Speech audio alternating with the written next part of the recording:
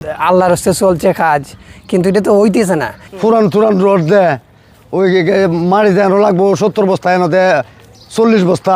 ফার্স্টটা গাডার ফরে যাওয়ার কারণে দেখা গেছে বাংলাদেশ সরকারের আরও অনেক ক্ষতি হয়ে গেছে। আমরা চাই যে শক্ত করে কাজটা হোক, ভালো করে হোক, ভালো একটা ঠিকাদারকে দেওয়া হোক। গত 2 বছরে আরও 2টা এই অঘটন ঘটছে, প্রায় কোটি টাকা লুটপাট হয়েছে বাংলাদেশের সরকারের। গত 2 দিন আগে রাত্রে আরও ফার্স্টটা গাডার ফরে যাওয়ার কারণে দেখা গেছে বাংলাদেশ সরকারের আরও অনেক ক্ষতি হয়ে গেছে। আমরা চাই আমাদের এই ব্রিজ সহ যাতে করে আরও যে ব্রিজগুলা সরকারের কাজ দেয়, এই কাজগুলো যেন ভালো ঠিকাদারের মাধ্যমে দেওয়া হয়। এবং আমাদের এই যে অবহেলিত এক ব্রিজ আমাদের এলাকার তাহিরপুর ধর্মপাশা মধ্যনগরের মানুষ এই রাস্তা দিয়ে আসা যাওয়া করে, অনেক ভোগান্তি হয়, অনেক সময় গোদারা পাওয়া যায় না। আমরাও গোদারার জন্য এখন অপেক্ষা করতেছি।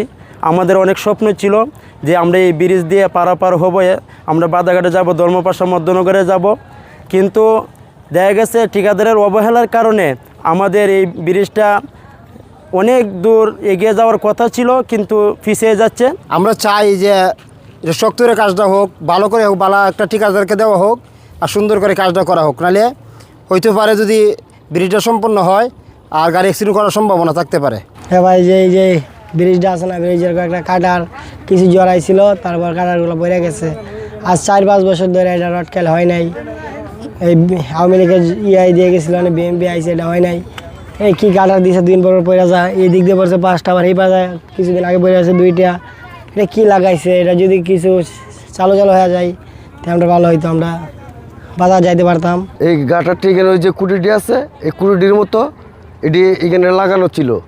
এগুলো তারা বাইরে খুললে নেওয়ার যখন নিয়ে গেছে গাড়ি দিয়া, এই গাটারটা দুর্বল হয়ে গেছে, এই গাটারটা পড়ে গেছে।